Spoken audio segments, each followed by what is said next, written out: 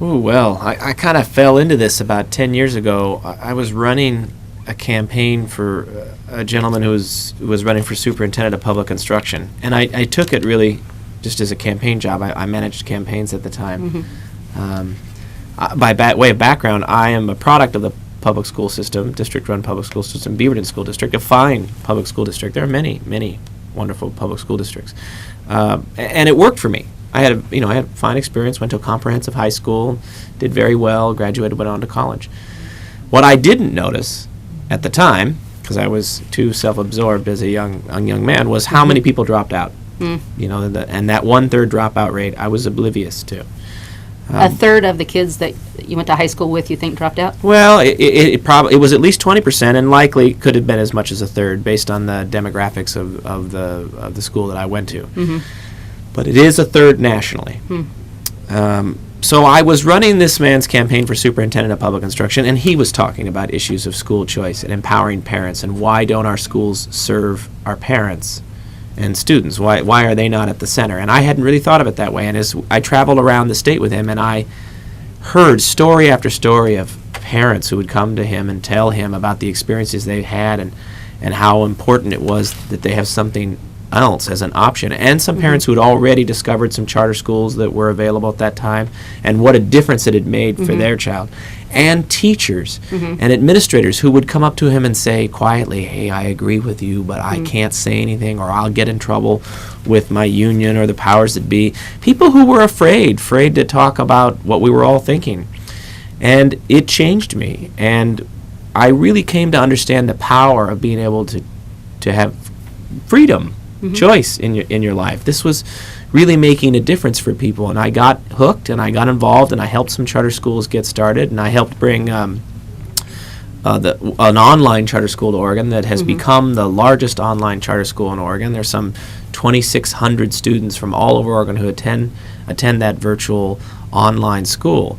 And in the course of doing that work, I've heard hundreds more stories of parents who were really distraught because the school they were assigned to wasn't working for their child, and they could see their child shutting down, and they felt like the future that every parent imagines for their child was closing.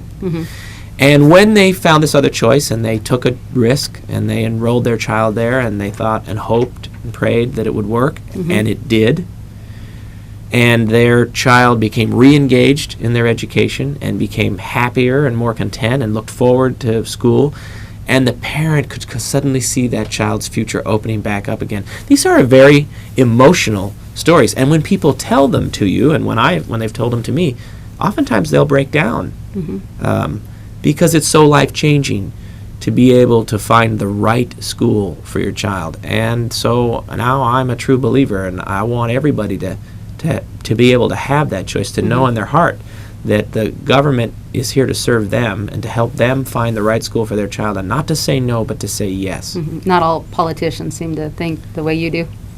Well, people, I think some of it is that people haven't had the experiences I've had, and I have implored my colleagues to go out and visit charter schools and talk to the parents and hear their stories about how just this choice and this option, because charter schools are very different. We have 108 charter schools in the state of Oregon and about 17,000 students attending.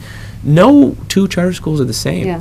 They're very, very different from each other, and they prove the point that there is no one right school for every child. So, there are charter schools that I wouldn't necessarily send my child to because that's not the right fit for my son, but it is for those parents and their child. And when you hear those stories, it is hard to imagine why you would ever tell them that they can't have that school for their child. And I think if more people were willing to open themselves up to that and to go out and experience that and have that conversation and meet with parents, that hearts and minds would change. Yeah.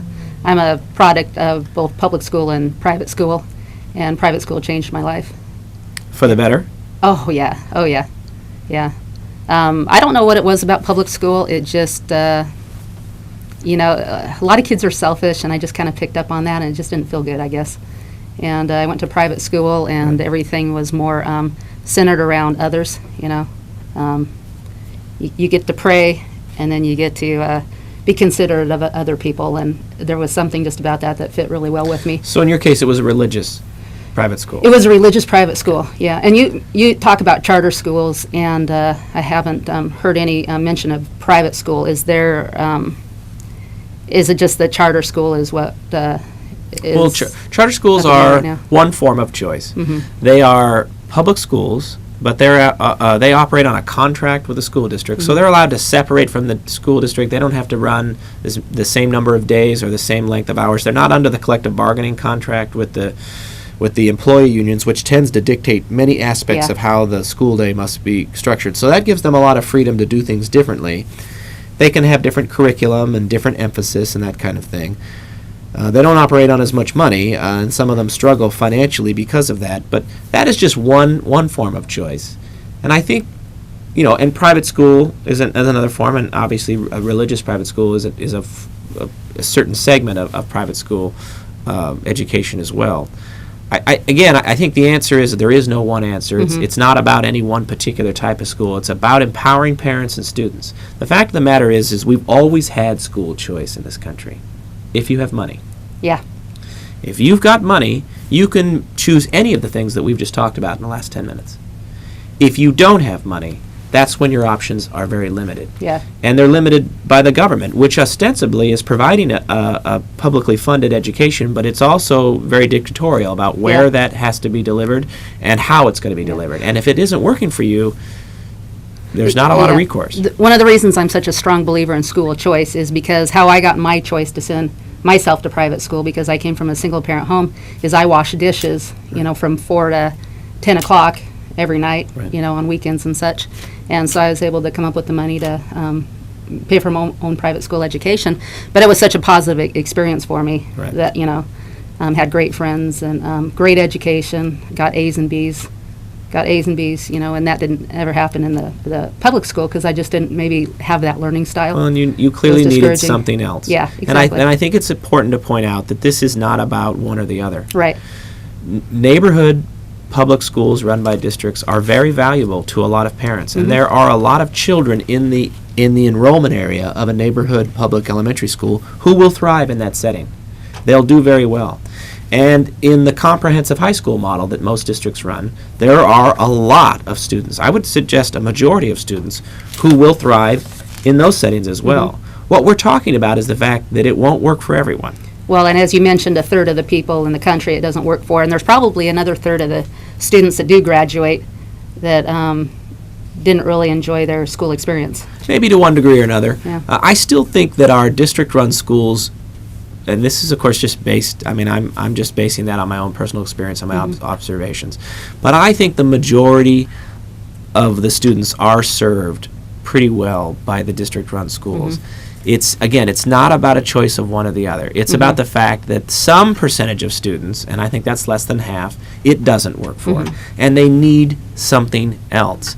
And what I have always struggled to get an answer for, and I really haven't gotten a good one, is why does the answer have to be no?